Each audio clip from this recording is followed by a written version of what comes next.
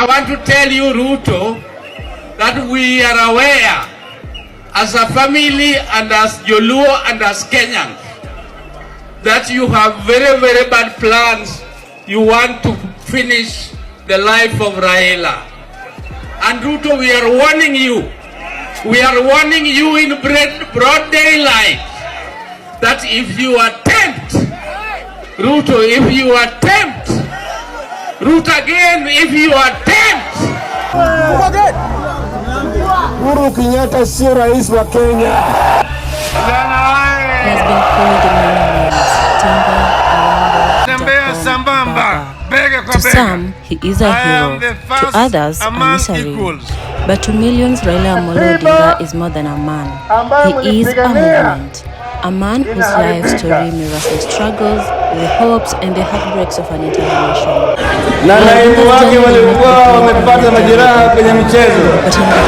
Wameingia kwenye kiwanja kama tayari zimechafunga bao mbili kwa yai. He was born into a family that will forever change Kenya's destiny.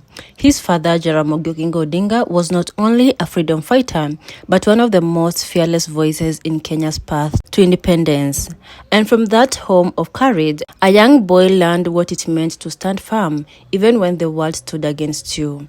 From the very start, Raila's mind burned with curiosity. He studied hard at Miranda and then Maseno schools, showing brilliance and determination. But it was his heart, his desire to understand people, to question authority, to fight injustice that will shape his path. He was not born a politician, he was born a reformer.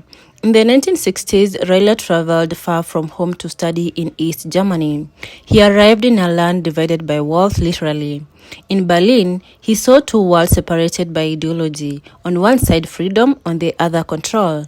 And in those long, cold years in Germany, young Raila learned the power of resistance and the price of silence.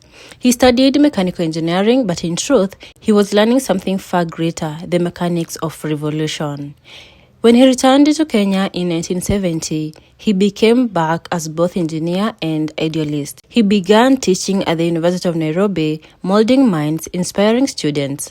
Soon after, he built East African Spectral, his own company, becoming one of the first Kenyans to own a private gas cylinder manufacturing firm. He had the intelligence of an engineer, but his heart beat for justice. The 1970s were years of hope, but also years of fear.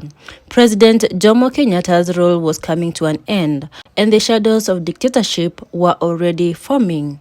When Daniel Arap Moi took power, Raila watched as freedoms were crushed, voices silenced, and dreams buried. And like his father before him, he refused to stay quiet. In August 1982, Kenya shook. A group of young Air Force officers staged a failed coup against President Moi. When the dust settled, hundreds were dead and thousands were arrested. Among the names whispered in dark corridors was Raila Amollo Odinga. He was accused without trial of being part of the rebellion. For that accusation, he paid the highest price.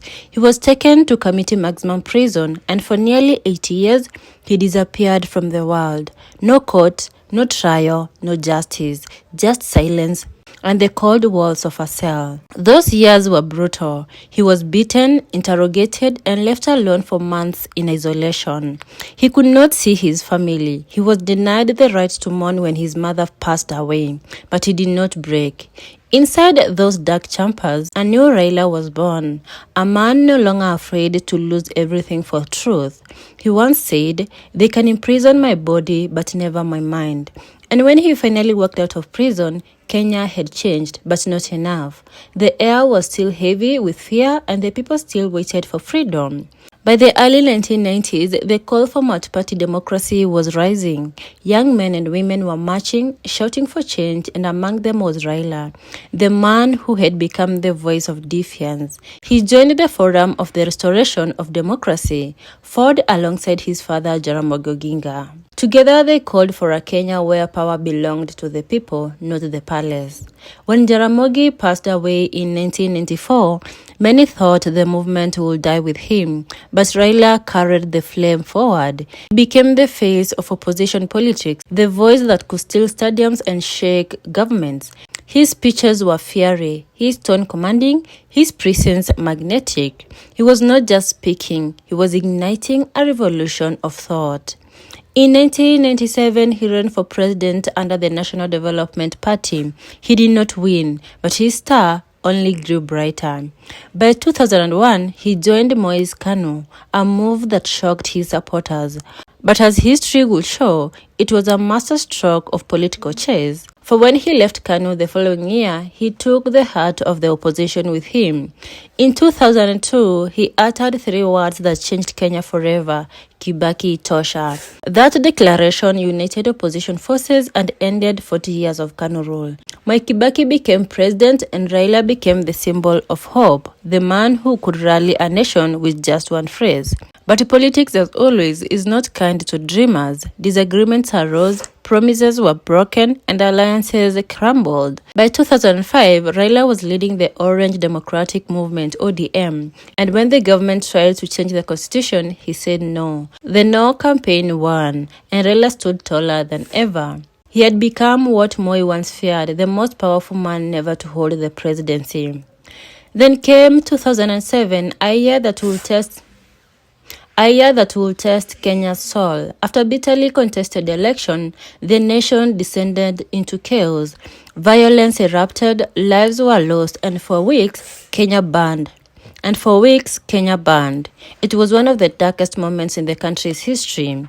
In the aftermath, Raila was appointed Prime Minister in a power-sharing deal. And though it was not the victory he wanted, it was the victory Kenya needed. He worked to rebuild, to reconcile, and to move forward. In 2010, a new constitution was formed, one that Raila had fought for since his youth. It was the blueprint for a new Kenya, one that limited presidential power and promised justice. And though his name was not on the presidency, his fingerprints were on the nation's rebirth. He will run again in 2013 and again in 2017. Both times, he claimed victory was stolen. Both times, he refused to accept defeat silently.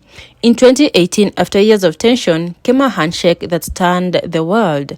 Raila Odinga and President Uhuru Kenyatta stood side by side, once bitter rivals, now partners in peace. Some called it betrayal, others called it maturity. Raila called it necessary. Because for him, Kenya was always bigger than any one election. As years go by, Raila remains a symbol of resilience. He may never wear the presidential sash, but his influence has shaped every government since independence. The roads that bear his name, the constitution that reflects his vision, the generations that chant his slogans, all tell the truth. Raila Odinga is not just a politician, he is a chapter in Kenya's history. And so, when people gather in Siaya, Kisumu or Nairobi and shout Baba, it is not merely for a man, it is for what he represents: the fight for justice, equality, and the dream of a nation where every voice counts. Raila Odinga's life reminds us that leadership is not measured by titles, but by tenacity. Not by victory, but by vision. Not by power, but by purpose. He is a father, a husband, an engineer, a prisoner of conscience, a reformer, and a living symbol of courage. On 15th October 2025, Raila Odinga died in India while receiving treatment. May he continue resting in peace.